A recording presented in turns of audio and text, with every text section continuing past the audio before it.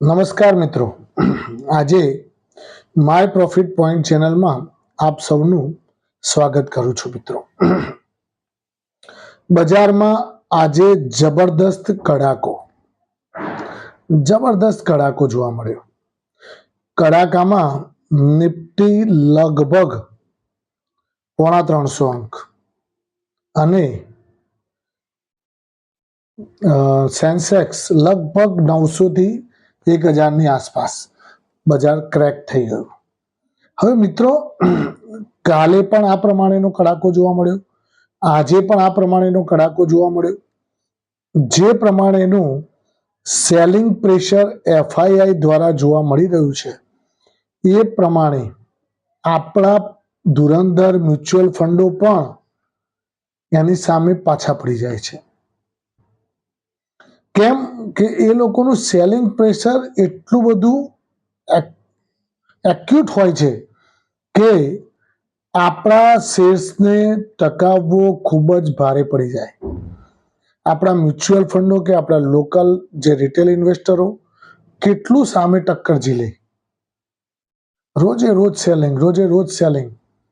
અત્યારે હાલ લગભગ આજ સુધી આ મહિનામાં લગભગ 30,000 કરોડની આસપાસ સેલિંગ થઈ ગયેલું છે એફઆઈઆઈ નું. ગયા મહિને 1 લાખ થી 1,10,000 કરોડનું સેલિંગ થઈ ગયેલું છે. નવેમ્બરમાં પણ ધડાધડ સેલિંગ ચાલુ જ છે. આ કોન્સ્ટન્ટ સેલિંગ જે ઇન્ડિયાનું ઓવરબોટ માર્કેટ હતું, ને આ લોકોએ સમજી અને તરત જ એ લોકોએ વેચવાની ચાલુ કરી દીધેલી. બીજું કહું મિત્રો કે આવા બજારની અંદર આપણા જેટલા પણ ઇન્વેસ્ટરો છે, બધાના મગજમાં પ્રશ્ન અને ચિંતા છવાયેલી છે. તો એ પ્રશ્નના જવાબ રૂપે હું તમને મિત્રો ખાસ એક વસ્તુ કહેવા માટે આ વિડીયોના માધ્યમ દ્વારા આવેલો છું કે જબરદસ્ત વેચવાલી જ્યારે ચાલતી હોય અને જો તમે ટૂંકા ગાળા માટે રોકાણ કરેલું હોય, બરાબર સમજો મિત્રો, જો તમે ટૂંકા ગાળા માટે રોકાણ કરેલું હોય, ટૂંક સમયમાં તમારે કોઈ લગ્નના પ્રસંગમાં પૈસાનું આયોજન હોય અને એ પૈસા તમે શેર બજારમાં રોક્યા હોય કે પછી તમારા ઘરમાં કોઈ નાનો મોટો પ્રસંગ હોય અથવા તો કોઈ મકાન લીધેલું હોય કે મકાનમાં પૈસા ભરવાના હોય અને એ પૈસા તમે શોર્ટ ટાઈમમાં નફો રળવાની આશાએ તમે જો શેર બજારમાં રોક્યા હોય અને જો તમે જાન્યુઆરીમાં કે તમારે ફેબ્રુઆરીમાં કે ડિસેમ્બરમાં તમારે પૈસા ભરવાના હોય કે આવનારા 6 મહિનાની અંદર જો તમારે પૈસા ભરવાના હોય, તો તમારા માટે એક જ સલાહ છે મિત્રો. એ કઈ સલાહ છે તમને કહી દઉં કે તમે જ્યારે પણ બજારમાં હવે અહીંયાથી નાનકડો પણ ઉછાળો આવે તો એમાંથી તમે નીકળવાની કોશિશ કરજો. તમે બજારમાંથી બહાર નીકળી જજો, આઉટ થઈ જજો. કારણ કે આ બજારમાં કરેક્શન લાંબુ ચાલે તો નવાઈ ન પામતા. ચાલે પણ ખરું અને અહીંથી બાઉન્સ પણ જતું રહે, પણ જેણે ટૂંકા ગાળા માટે રોકાણ કરેલું છે મિત્રો, આવી અસમંજસતા વાળી પરિસ્થિતિમાં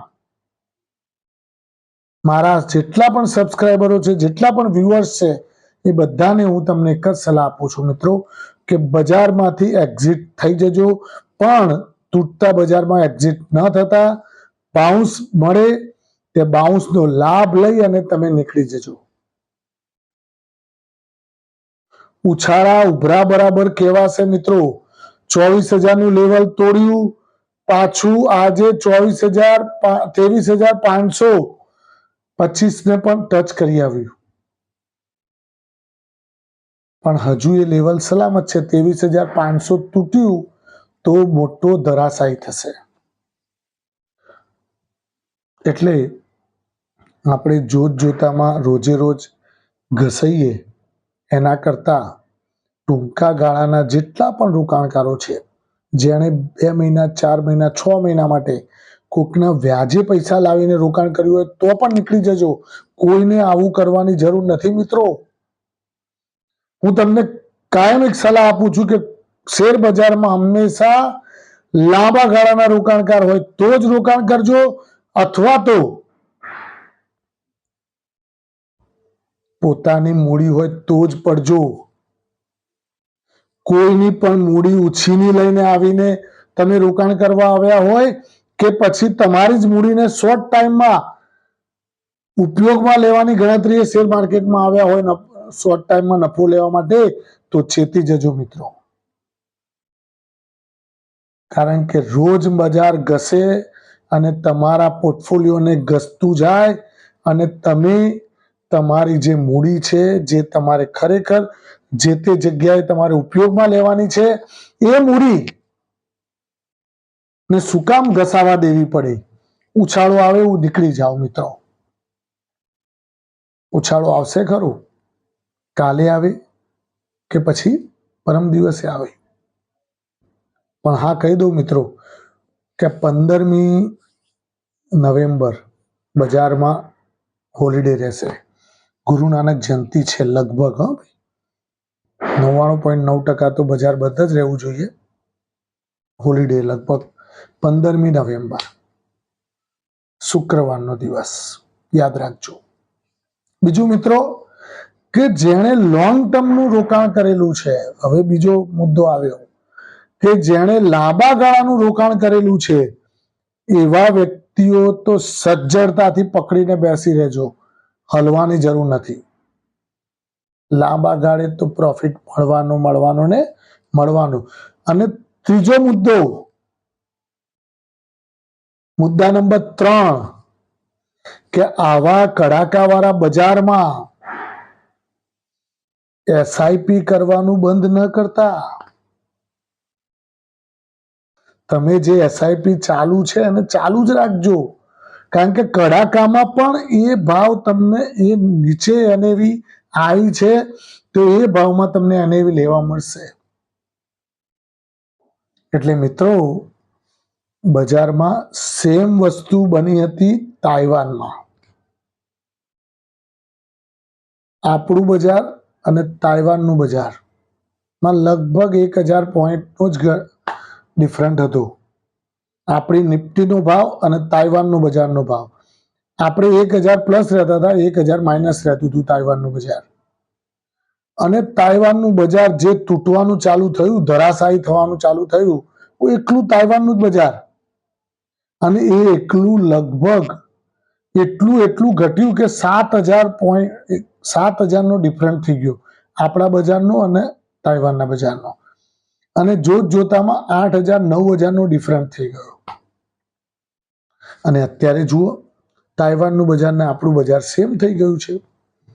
તાઇવાનનું બજાર અત્યારે પાછું મજબૂતાઈથી પાછું આવી ગયું છે અને આપણે ઉપર ગયેલા પાછા આવ્યા. એટલે આ બધું જે માર્ક કરતા હોય ને એમને બધી ખબર હોય કે તાઇવાનના બજાર જોડે આપણો કેવો તાલમેલ ચાલે છે, હેંગસેંગ જોડે આપણો કેવો તાલમેલ ચાલે છે, ડાઉ જોન્સ જોડે આપણો કેવો તાલમેલ ચાલે છે, ક્યારે કેટલું આપણે માર્જિનથી આપણે ચાલીએ છીએ, આ બધું જોવાનું હોય છે. અને એના ઉપરથી અંદાજ આવે મિત્રો કે આપણા બજારમાં ફર્સ્ટ ટાઈમ આપણે જ તૂટી રહ્યા છીએ. ફર્સ્ટ ટાઈમ એવું બન્યું કે બધા બજારો જ્યારે સારા ચાલતા હોય ત્યારે આપણે જ વધારે તૂટતા હોય. કેમ કે આપણે જ એટલા બધા વધારે ઉપર ચાલતા હતા બીજા બધા કરતા. કોઈનું અંગાત કરતા જ નતા. આપણે જ દોડ કરવાનું. અને તૂટવામાં પણ એકલા જ તોડે ને ભાઈ, એમાં કોઈનો સંઘાતની જરૂર પડે નહીં મિત્રો. એટલે 3 વસ્તુ યાદ રાખજો. શોર્ટ ટાઈમના ઇન્વેસ્ટર હોય તો ઉછાળો આવે તો નીકળી જજો અને તમારી મૂડીને વધારે ઘસતા નહીં. લાંબા ગાળાના રોકાણકાર હોય તો પકડીને રાખજો, સેજ પણ ગભરાતા નહીં. અને ઘટાડો આવે ને પૈસા હોય તો થોડું એડ પણ કરજો. ત્રીજો મુદ્દો કે એસઆઈપી તમે બંધ કરવાની સેજ પણ ભૂલ ન કરતા. જ્યારે જ્યારે ઘટાડો આવે છે ત્યારે ત્યારે એનએવી નીચે આવે છે, અને એનએવી નીચે આવે ત્યારે તમારી એસઆઈપી માં જે પણ ઇન્સ્ટોલમેન્ટ આવે છે એ તમને એ નીચા ભાવે મળતું હોય છે. એટલે તમારી એવરેજ વેલ્યુ ખૂબ જ ડાઉન આવતી હોય છે, જેના કારણે તમે લાંબા ગાળા માટે ખૂબ જ પ્રોફિટ રડી શકશો. Thank you very much. ખૂબ ખૂબ આભાર મિત્રો. આ કડાકાથી બીતા નહીં. કડાકો તો કડાકાનું કામ કરે મિત્રો. બજાર ચડતું હતું ત્યારે તમે કોઈ કહેવા આવતા નતા, પણ તૂટવા માંડ્યું એટલે તો કેવા બધા ગભરાઈ ગયા છે. ભાઈ શેર બજારમાં આવો ને એટલે થોડું તો મનને મક્કમ રાખીને આવવાનું, કારણ કે શેર બજારમાં કમજોર દિલવાળાનું કામ નથી. લાંબા ગાળાના રોકાણકાર હોય અને ટૂંકા ગાળાના રોકાણકાર માટે મિત્રો 2 હાથ જોડીને વિનંતી કરું છું કે શોર્ટ ટાઈમના ટ્રેડર્સ હોય તો તમે તમારી મૂડીને સલામત રીતે ખેંચી લેજો જ્યારે પણ તમને મોકો મળે. Thank you very much. ખૂબ ખૂબ આભાર મિત્રો.